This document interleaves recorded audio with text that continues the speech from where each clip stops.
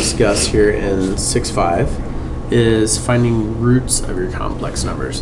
In the previous example, we found the powers, so what if we want to go the opposite direction and find the roots?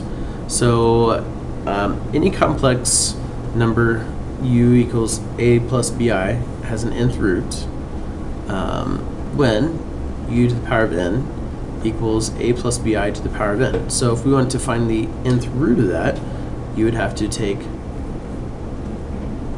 the nth root of both sides. Unfortunately, it's not going to work out that nice and pretty. So, but what we are given is we are given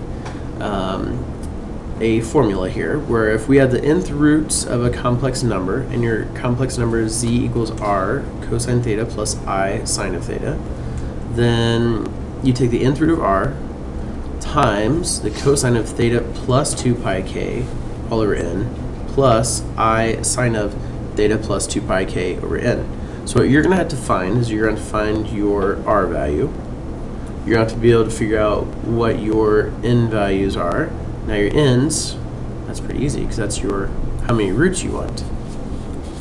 Alright, then you're going to have to figure out what your k values are. Well, your k's are actually an integer where k starts at 0 and you go up to 1, 2, 3, 4, 5, 6, on and on and on, up until you get one number less than your root. So say we're going to find the sixth root of something. So we would start with 0, go 1, 2, 3, 4, 5. Well, how do we know we stop at 5? Because if we're trying to find the sixth root, then that means that n is equal to 6.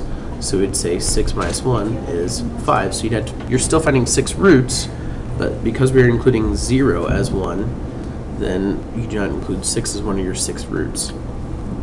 So let's find all the 4 roots of 1. What? Exactly. Your 4 roots of 1. So if z is equal to 1, then that means that that is a 1 plus 0 I, which is just the ordered pair 1 comma 0. So the first thing you have to do is you're going to have to write 1 in trig form.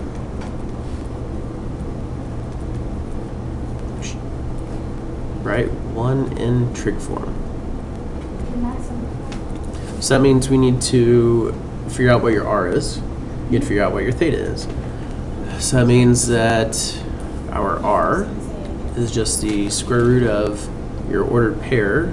So 1 squared plus 0 squared. Well, that's tough. Square root of 1 squared is just 1. And then we need to figure out your theta. Well, we would do your arctangent usually, but since we have a 0 here, that means that you have to include, or you just have to think of where the point 1 comma 0 is. So 1 comma 0 is at 0 degrees or 2 pi. So we're going to say this is 0 degrees. Now, we also have to keep in mind, oh wait, actually no, we'll get to that in a minute. The second thing we need to do is we need to find the form of the roots. So when we want to find the form of the roots, that's where we need to use the formula that was given to us on the previous page or just above in your notes. So that means we know that we were trying to find fourth roots. So n is equal to 4. This is where we need to use our k values. So if n is equal to 4, that means we're going to find a k value for 0, k value, or a value when we plug k equals 1, k equals 2, and we need an n minus 1, so 4 minus 1 would be 3. So there are 1, 2, 3, 4 values here. So we now plug all these into the formula that is given to us right here. So we're going to say the nth root. So we're going to say the fourth root of 1 times cosine of our theta, which is 0 degrees, plus a 2 pi k, so we don't need the k values yet, all over our n, which is 4, plus I sine of 0 degrees plus 2 pi k over 4, parentheses. So if we simplify this, so when we simplify this, well, the fourth root of 1 is just a 1, so I'm not going to write that on the outside. Then you have a cosine of pi k, because 0 plus a 2 pi over k. So we're going to get 2 pi k over 4, which that's actually going to reduce also. And then here we get I sine of 0 plus 2 pi over k. Well, it's just a 2 pi over k over 4. So finally, your 2 and your 4 are going to cancel. And our trig form that we're going to use is going to be cosine of pi k over 2 plus I sine of pi k over 2. So the third and final thing you have to do, finally, is you need to find the 4 roots. So the 4 roots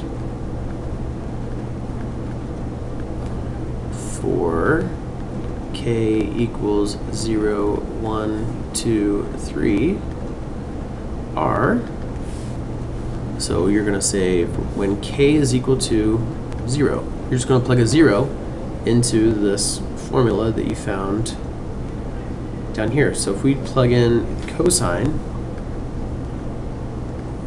of a 0 pi k, so that means 0 times pi is 0, over 2 is 0.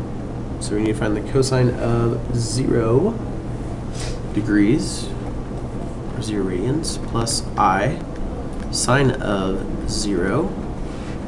That means we're going to have cosine of 0 is 1 plus a 0i equals 1. So there is one solution.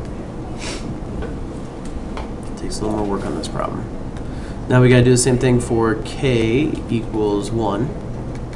So we're going to say the cosine of, now if you plug a 1 in for k, that's going to be a 1 pi over 2. So you get the cosine of pi over 2 plus I sine of pi over 2. Cosine of pi over 2 is a 0.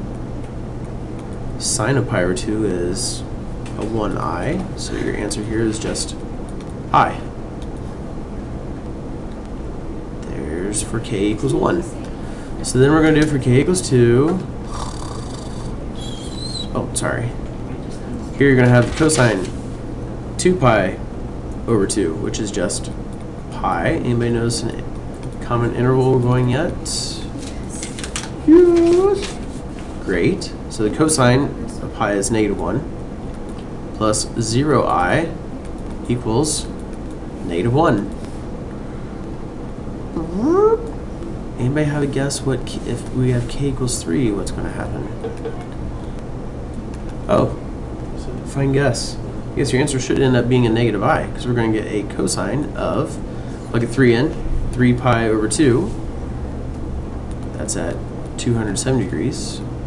That means you're just going straight down on your circle. So cosine of 3 pi over 2 is 0, plus a sine of